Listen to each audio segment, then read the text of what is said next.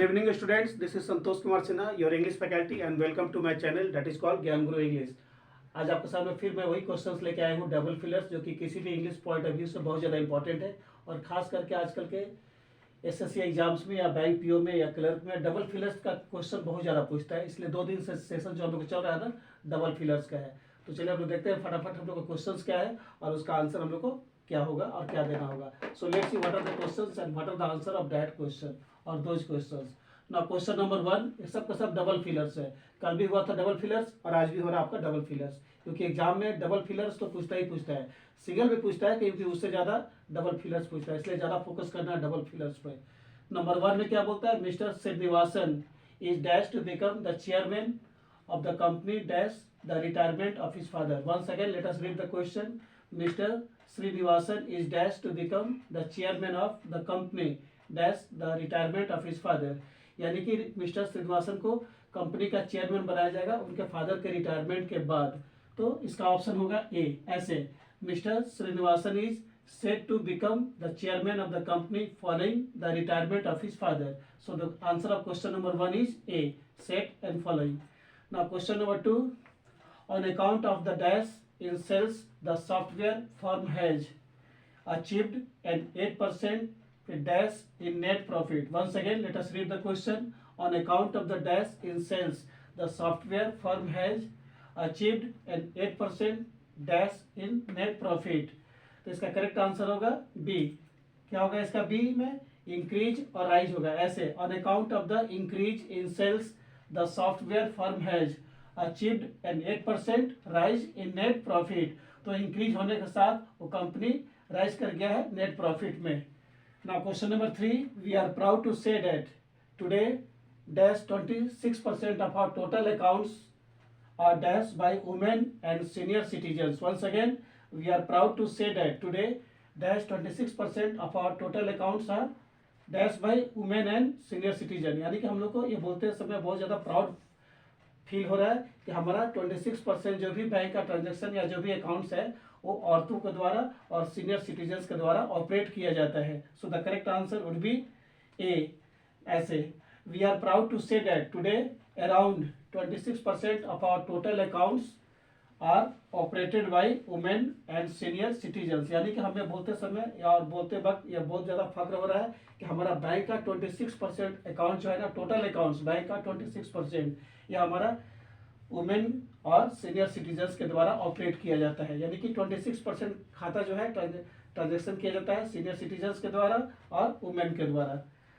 So the correct answer of question number 3 is A, around and operated. Now question number 4, the company has dashed a special training to employees on dash to trade online. Once again, the company has dashed a special training to employees on dash to trade online. यानी कि online trade करने के लिए company ने employees को special training दी है। इसका correct answer हो जाएगा अनाउंस्ड और बेनिफिट्स, ये आपका सूट नहीं कर रहा है। So the answer of question number 4 is not A. B में बोलता है ऑफर्ड और कोर्स, ए भी इनअप्रोप्रिएट है। सी में बोलता है प्रोवाइडेड और how. So the correct answer of question number 4 is provided and how. Let's read the question once again. The company has provided special training to employees, यानी कि कंपनी ने एम्प्लॉयज को स्पेशल ट्रेनिंग प्रोवाइड की है कि उन लोग को हाउ मतलब ये ऑनलाइन बिजनेस कैसे किया जाता है और how to trade online. Once again यानी कि कंपनी ने एक स्पेशल ट्रेनिंग प्रोवाइड किया है एम्प्लॉयज को कि वे लोग ऑनलाइन बिजनेस को कैसे इम्पार्ट करेंगे, मतलब कैसे वो लोग चालू करेंगे। इसका आंसर ऐसे हो जाएगा, the company has provided special training to employees on how to trade online. So the correct answer of question number 4 is provided and how. यानी कि कंपनी ने स्पेशल ट्रेनिंग एम्प्लॉयज को प्रोवाइड की है कि वो लोग को ऑनलाइन बिजनेस कैसे करना है। Now let's see question number 5, the doctor reached the house to dash to find the patient dash. Once again let us read the question. The doctor reached the house to dash to find the patient dash. यानी कि doctor ने घर खूब late से पहुंचा और जब late से पहुंचा तो पेशेंट चल बसा था, यानी कि जा चुका था, पेशेंट का डेथ हो चुका था। तो क्या हो जाएगा, ऑप्शन ए में बोलता है अर्ली और अलाइव, जो कि इनअप्रोप्रिएट है, ये काम नहीं कर रहा है। बी में हो जाएगा लेट एंड अलाइव। ऐसे the doctor reach the house too late, यानी कि डॉक्टर ने इतना लेट पहुंचा था कि पेशेंट मर चुका था। Once again, the doctor reach the house too late to find the patient alive. So the correct answer of question number 5 is B, late and alive. So let's see what are our another question of double fillers. चलिए देखते हैं कि आज का हमारा final session का questions क्या है डबल फिलर्स का। So let's read what are the questions and what are the answer of those questions. 6 में क्या बोलता है, the movies are very dash because they are dash in many language. इसका meaning साफ होता है कि मूवीज दो सेंस में हम ले सकते हैं, या तो पॉजिटिव या तो निगेटिव। तो the movies are very dash because they are dash in many language, तो क्या हो जाएगा, the movies are very popular because they are translated in many language. Movies जो है ना बहुत ज़्यादा पॉपुलर है क्योंकि उनको बहुत ज़्यादा लैंग्वेज में ट्रांसलेट यानी कि अनुवाद किया गया है। ऐसे हो जाएगा, the movies are very popular because they are translated in many language, यानी कि जो मूवीज है ना बहुत ज़्यादा पॉपुलर है क्योंकि उन लोगों का रूपांतर बहुत भाषा में किया गया है, एक रूप से दूसरे रूप में, यानी कि उनका ट्रांसलेट किया गया, ट्रांसलेशन किया गया है। ऐसे हो जाएगा, the movies are very popular because they are translated in many language. Movie जो है ना बहुत ज़्यादा इंटरेस्टेड है क्योंकि उन लोगों का ट्रांसलेशन एक से दूसरे रूप में हुआ है, इसलिए वो लोग ज़्यादा पॉपुलर है। So the correct answer of question number C is B, popular and translated.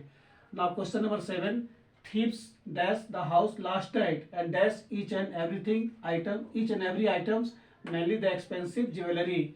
एक बार और देखते हैं क्या बोलता है, thieves dash the house last night, last night का बात किया जा रहा है, and dash each and every items mainly the expensive jewellery, यानी कि लास्ट नाइट थीप जो था ना, या थीप्स लोग थे घर में घुसे थे और सारा आइटम्स को लोग चोरी कर लिए थे, खास करके जितना भी एक्सपेंसिव ज्वेलरी था, गहना था, ऑर्नामेंट्स था, उसको लोग चोरी कर लिए थे।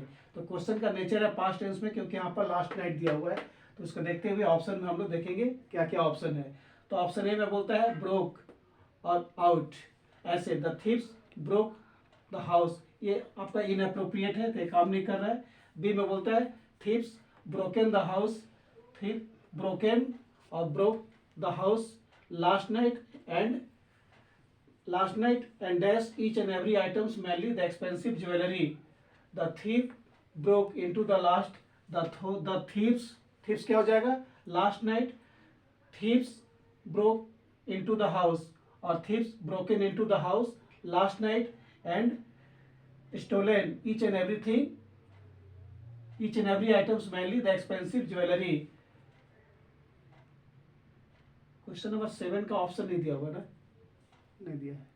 चलिए देखते हैं कि आज का हमारा फाइनल सेशन का क्वेश्चंस क्या है डबल फिलर्स का। So let's read what are the questions and what are the answer of those questions.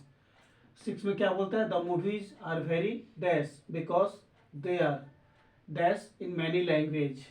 इसका मीनिंग साफ होता है कि मूवीज दो सेंस में हम ले सकते हैं, या तो पॉजिटिव या तो निगेटिव। तो the movies are very dash because they are dash in many language, तो क्या हो जाएगा, the movies are very popular because they are translated in many language. Movies जो है ना बहुत ज़्यादा पॉपुलर है क्योंकि उनको बहुत ज़्यादा लैंग्वेज में ट्रांसलेट यानी कि अनुवाद किया गया है। ऐसे हो जाएगा, the movies are very popular because they are translated in many language, यानी कि जो मूवीज है ना बहुत ज़्यादा पॉपुलर है क्योंकि उन लोगों का रूपांतर बहुत भाषा में किया गया है, एक रूप से दूसरे रूप में, यानी कि उनका ट्रांसलेट किया गया, ट्रांसलेशन किया गया है। ऐसे हो जाएगा, the movies are very popular because they are translated in many language. Movie जो है ना बहुत ज़्यादा इंटरेस्टेड है क्योंकि उन लोगों का ट्रांसलेशन एक से दूसरे रूप में हुआ है, इसलिए वो लोग ज़्यादा पॉपुलर है। So the correct answer of question number C is B, popular and translated. Question number 7 क्या बोलता है उसको ध्यान से हम लोग देखते हैं और उसका फटाफट ऑप्शंस क्या होगा उसको भी देख लेते हैं। क्वेश्चन नंबर 7 में बोलता है thieves dash the house last night and dash each and every items mainly the expensive jewellery. एक बार और देखते हैं, thieves dash the house last night, यहाँ लास्ट नाइट के बारे में बात किया गया है, and dash each and every items mainly the expensive jewellery. तो इसका आंसर हो गया thieves broke into the house last night, यानी कि घर में लास्ट नाइट चोर लोग घुस गए थे और सारा सामान को लोग चोरी कर लिए थे, मेनली जो उसमें एक्सपेंसिव ज्वेलरी था वो। सो the correct answer of question number 7 is a, thieves broke into the house last night and stole each and every items mainly the expensive jewelry। So the correct answer of question number 7 is A, broke into and stole। Now question number 8, all the students were carried to the zoo in order to dash the wild animals dash freely. Once again, all the students were carried to the zoo in order to dash the wild animals dash freely. तो क्या हो जाएगा?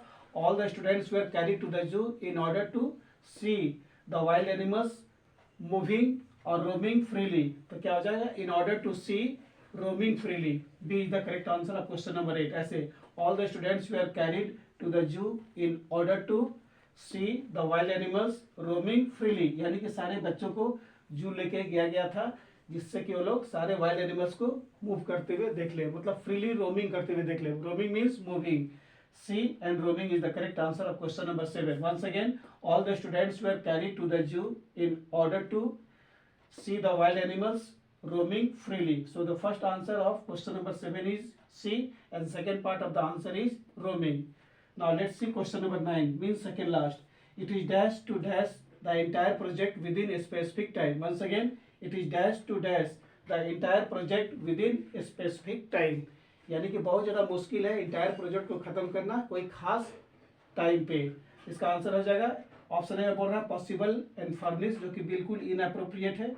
B में बोलता है it is impossible to complete the entire project within specific time. So the correct answer of question number 9 is B. ऐसे it is impossible to complete the entire project within a specific time. Once again, it is impossible to complete the entire project within a specific time. So the correct answer of question number 9 is B, impossible and complete. Now question number 10, the government is dash to dash the law to prevent the crisis. Once again, the government is dash to dash the law to prevent the crisis. यानी कि crisis को रोकने के लिए government एकदम सख्त है. इसका करेक्ट आंसर हो जाएगा the government is certain to amend the law to prevent the crisis. So the correct answer of question number 10 is B. Once again, the government is certain to amend the law to prevent the crisis. Once again, the government is certain to amend the law to prevent the crisis. यानी कि government पूरा एकदम सख्त है, पूरा निश्चित है जो क्राइसिस है उसको रोकने के लिए. So this is the answer of question number 10. So the answer of question number 10 is B, certain and amend. So these were the questions regarding double fillers and tomorrow I will still carry so many questions regarding double fillers as well as single fillers. And if you like the video, just like it, share it and subscribe it. Until then, good night to all of you. Thank you.